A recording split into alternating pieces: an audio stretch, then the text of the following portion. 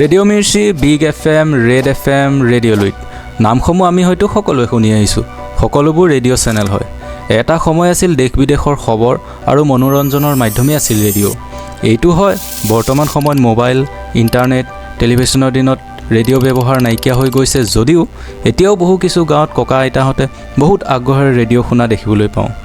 Radio' যে এটা সময়ত কিমান গুৰুত্বপূৰ্ণ ভূমিকা পালন কৰিছিল তাৰ বিষয়ে জানিবলৈ ব'লক আমি ৰেডিঅ'ৰ ইতিহাসৰ মাজত সোমাই যাওঁ।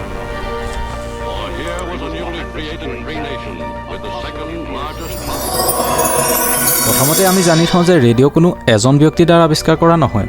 বহু সময়ত বিভিন্ন দেশৰ বহুজন বৈজ্ঞানিকে নিজৰ নিজৰ থিয়ৰী আৰু ধাৰণাত কাম কৰাৰ পাছতহে আমাৰ হাতত ৰেডিঅ' নামৰ ডিভাইচটো আহিল। এই ডিভাইচটো ইলেক্ট্ৰমেগনেটিক ৱেভছত কাম কৰে, যাক প্ৰথমে বিচাৰি উলিয়াব চেষ্টা কৰিছিল ব্ৰিটিছ চাইণ্টিষ্ট জেমছ ক্লাৰ্ক মেক্সৱেলে। কিন্তু মেক্সৱেলে ইলেক্ট্ৰমেগনেটিক ৱেভছৰ সম্পূৰ্ণ থিয়ৰী দিব নোৱাৰিলে। তাৰ পাছতে ব্ৰিটিছ চাইণ্টিষ্ট অলিভাৰ হেভিছেডে অনুসন্ধান আগবঢ়াব বিচাৰিছিল যদিও তেওঁ বিশেষ কোনো থিয়ৰী দিব নোৱাৰিলে। অলিভাৰৰ পাছতে হেনৰাই চুডল্ফ হাৰ্টজে এই ৱেভছৰ ওপৰত কাম কৰে আৰু বহু বছৰ কষ্ট আৰু সাধনাৰ পাছত কেৱল ইলেক্ট্ৰমেগনেটিক ৱেভছৰ বিষয়ে জনাই নহয়, ইয়াৰ ওপৰত বহু প্ৰশ্নৰ উত্তৰ বিচাৰি উলিয়ালে, যাৰ বিষয়ে পৃথিৱীৰ এতিয়ালৈকে কোনো এজন বৈজ্ঞানিকে জনাও নাছিল বা বুজাও নাছিল। লগতে ইলেক্ট্ৰমেগনেটিক ৱেভছৰ ওপৰত এখন কিতাপো লিখি উলিয়ালে। এই কিতাপখন অহাৰ পাছতে বিভিন্ন দেশৰ বহুজন বৈজ্ঞানিকে এই কিতাপখন পঢ়ে আৰু তাৰ মাজতে জগদীশ চন্দ্ৰ বসু এজন আছিল। তেওঁ কেৱল কিতাপখন পঢ়াই নহয়, লগতে 1895 চনত কলিকতাৰ টাউন হলত এটা এক্সপেৰিমেণ্ট কৰে আৰু তাত তেওঁ দেখায় কেনেকৈ ইলেক্ট্ৰমেগনেটিক ৱেভছক কেৱল বায়ুৰ দ্বাৰাই নহয়, ঘৰৰ ৱাল, মানুহৰ শৰীৰৰ মাজেৰেও পাৰ কৰাই নিব পাৰি।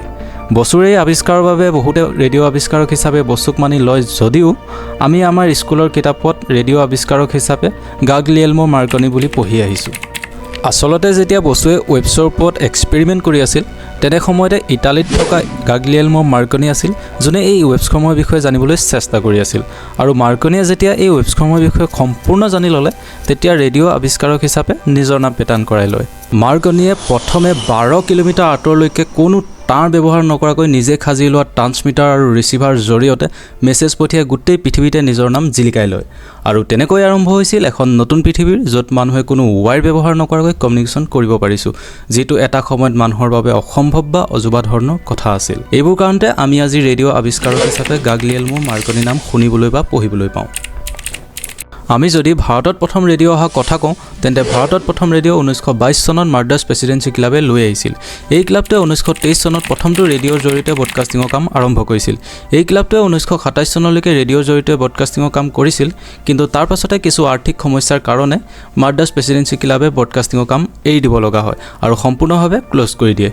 সেই বছৰতে আকৌ 1927 চনত মুম্বাইৰ কেইজনমান ব্যৱসায়ী লগ হৈ মুম্বাই আৰু কলকাতাৰ ৰেডিঅ'ৰ জৰিয়তে ইণ্ডিয়ান ব্ৰডকাষ্টিঙৰ কাম আৰম্ভ কৰিব ধৰে আৰু 1932 চন অহাৰ লগতে ভাৰত চৰকাৰে এই কোম্পানীৰ দায়িত্ব নিজে লৈ লয় আৰু ইণ্ডিয়ান ব্ৰডকাষ্টিং ছাৰ্ভিচ নামেৰে আৰম্ভ কৰিবলৈ আৰু 1936 চনত ইয়াৰ নাম সলনি কৰি অল ইণ্ডিয়া ৰেডিঅ' কৰি দিয়ে।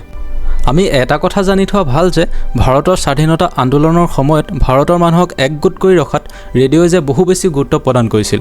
তেতিয়া মহাত্মা গান্ধীৰ লগতে আন নেতাসমূহৰ ভাষণসমূহ ৰেকৰ্ড কৰি ৰেডিঅ'ৰ জৰিয়তে ভাৰতৰ বিভিন্ন ঠাইৰ মানুহৰ মাজত সজাগতা আৰু একক কৰি তোলাত সহায় কৰিছিল। 1942 চনত নেশ্যনেল কংগ্ৰেছ ৰেডিঅ'ৰ ব্ৰডকাষ্টিং আৰম্ভ হৈছিল আৰু ইয়াতেই স্বাধীনতা আন্দোলনৰ সৈতে যুঁজি থকা মহাত্মা গান্ধীয়ে অংগ্ৰেজৰ ভাৰত ছোড়ো ব্ৰডকাষ্ট কৰিছিল আৰু নেতাজী সুভাষ চন্দ্ৰ বসুৱে ৰেডিঅ'ৰ জৰিয়তে জাৰ্মানীৰ পৰা তুম মুঝে খুন দো মে তুমহে আজাদী দুংগা পপুলাৰ শ্লোগান প্ৰথমে দিছিল।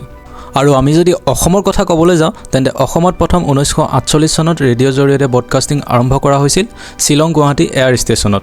আপোনাৰো বাৰু ৰেডিঅ'ৰ সৈতে কোনো কাহিনী জড়িত হৈ আছে নেকি? আপুনিও তেতিয়া ৰেডিঅ'ৰ কোনো অনুষ্ঠানৰ বাবে ৰেডিঅ'ৰ কাষত অপেক্ষা কৰি আছিল নেকি? জনাবলৈ নাপাহৰিব।